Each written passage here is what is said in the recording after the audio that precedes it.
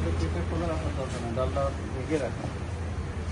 এখানে যেভাবে রাখছেন এটা আসলে পিঠে নেই, বুঝে গেছে? নোংরার মধ্যে রেখে দিচ্ছেন। বাটার মানে বাটার, বাটার মানে ডালডা না, ঠিক আছে? বাটার মানে ডালডা না। ওখানে যদি রেখেছেন বাটার মানে বাটার দিয়ে বানাইছেন, বাটার ইউজ করতে হবে। আর যদি ডালডা ইউজ করেন তাহলে ডালডা তো আসলে কাঁচা ডালডা মানুষের খাওয়ানো যায়। আপনারা একটা করবেন, খাওয়ানো যায় না। ডালা বাদ দিয়ে মাছ ধরে গেছে, মাছ ধরে দাম বেশি হতো। এদিকে দেখেন, এদিকে আসেন, এই যে সামনে করবা। নোংরা অবস্থাতে ঢাকার দরকার নেই। এটা নোংরা জিনিস দিয়ে কোনো ঢাকার দরকার আছে? অবস্থা নোংরা না, নোংরা না। এটা যে দরকার আছে খালি তেল লাগায়, হ্যাঁ তেল দেয়, তেল দেয়। এ তো রং করা ব্রাশ, রং করা ব্রাশ তেলের কাজে ব্যবহার করা যাবে, ঠিক আছে? দলা দলা তেল লাগে। শোন,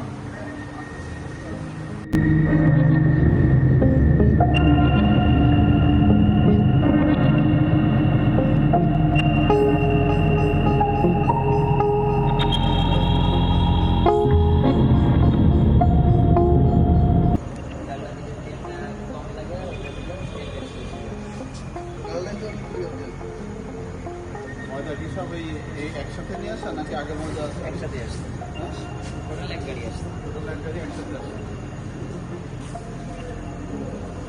এটা কি করছে? এর উপরে রেখে মাপছে না, ডালটা কি সরাসরি এর উপরে তুলে দিচ্ছে নাকি একটা প্লেটে করে দিচ্ছে? বালতির ভিতরে দিয়ে বালতির ভিতরে দিয়ে মাপলে এগুলো একদম লাগে আছে, সরাসরি এর উপর দিচ্ছে, বোঝা যাচ্ছে।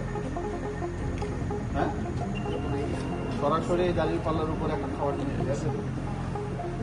জাতীয় ভোক্তা অধিকার সংরক্ষণ অধিদপ্তর কর্তৃক আজকে আমরা মাগুরা সদর উপজেলার ছোট ব্রিজ, ইসাখাদা ছোট ব্রিজ এলাকাতে অভিযান পরিচালনা করি।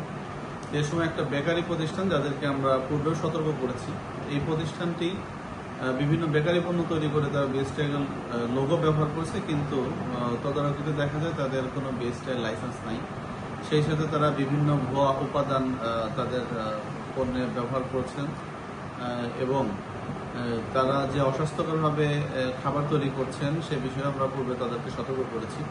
তো আজকে তদারকিতে গিয়ে পুনরায় আমরা এ ধরনের অনিয়ম পেয়েছি। এই অপরাধে আজকে আমরা প্রতিষ্ঠানটিকে 50,000 টাকা জরিমানা করেছি এবং তাদেরকে পুনরায় আমরা আবার সতর্ক করেছি, যদি ভবিষ্যতে আবার এ ধরনের কাজ তারা করে থাকে তাহলে আমরা প্রতিষ্ঠানটিকে আরও কঠোর আইনের আওতায় আনব।